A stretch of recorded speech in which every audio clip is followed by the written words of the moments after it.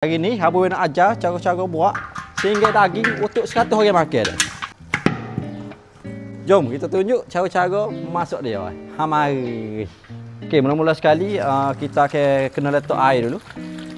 Untuk 100 orang makan ni daging ni Abu guna daging dengan tulang sebanyak 25 kilo dah. Untuk air ni kita kena letak dia biar betul-betul parah dengan daging saja dah. Jangan terlalu banyak dan jangan kurang sangat dia punya air.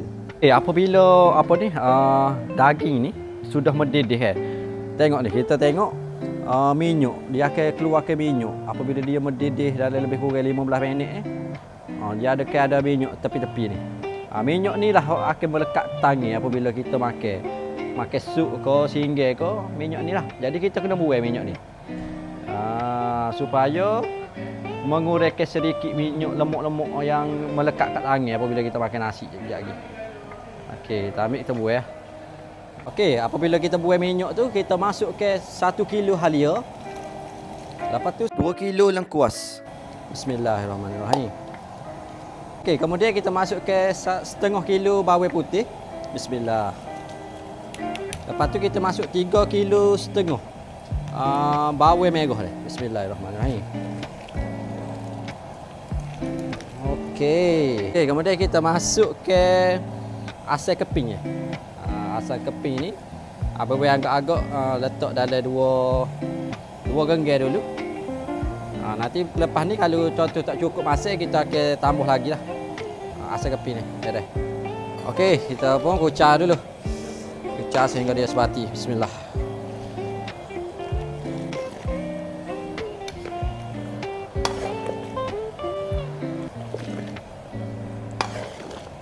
Kemudian kita masuk ke biji ketumbar ni. Biji ketumbar ni agak-agak dalam 3 genggam lah. 3 genggam kita tumbuk dia dulu sikit. Kita masuk ni. Bismillah.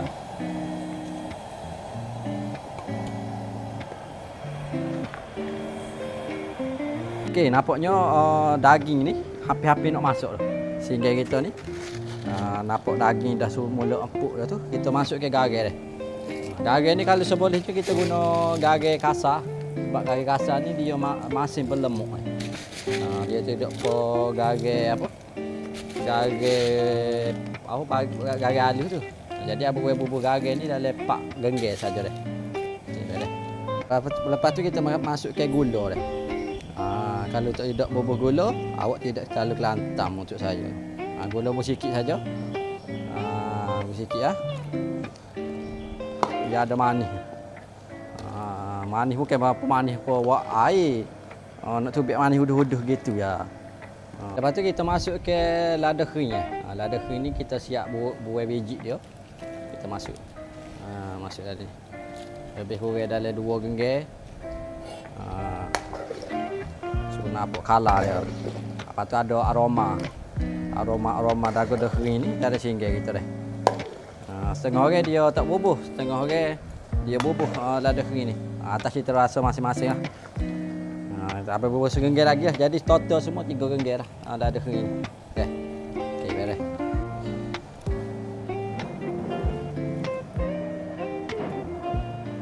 Okey, apa ni abu teras saat ni dia kurang lagi masa dia, tak lebih lagi masa. Jadi abu tambah lagi 1 genggam asam kepingnya. Asam keping semua 3 genggam lah total semua dah. Lepas tu abu masuk ke sedikit aji mantra. Sebab apa dia tak sebi serah lecah. Kalau tak ada aji mantra kan dia jadi lecah. Beres. Okey, alhamdulillah. Apa ni kita rasa ada masa, ada rasa masing dan juga cukup rasa dah lah. Kita punya singgah ni. Jadi inilah hasil dia. Kalau kita boleh tengok. Inilah hasil dia. Masa masuk ni lebih kurang 2 jam setengah tadi. Buat nak bubuh untuk belajar ni. Buat masa untuk pengetahuan semua. Learning ni abu berada di madrasah di kampung akademik. Jadi siapa-siapa yang nak ambil bahagian untuk sumbangan iftar Ramadan ni bolehlah bui sumbangan ataupun siapa-siapa yang nak buat sehat akhirat tu bolehlah pakak-pakak Bui, hok mana boleh bui lah. Maknanya kalau ada seria, bui seria. Ya kita nak bui ni tidak perlu kita kena cukup dulu. Jadi kita kalau ada 5 ya, bui 5 ya gitu. Jadi bolehlah tengok nanti Abu boleh letak nombor ACC tu dekat komen lah nanti.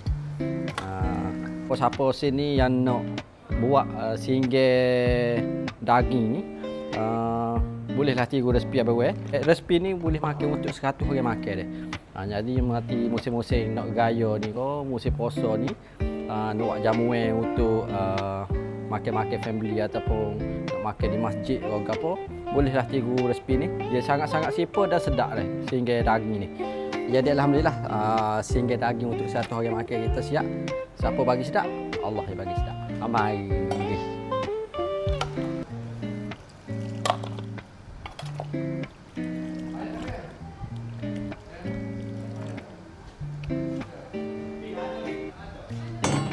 Okey, jadi siapa-siapa yang berminat untuk infak Ramadan kepada adik-adik hafizah yang ada belakang Abang Wei ni, bolehlah infak dekat nombor ACC dekat komen nanti dah.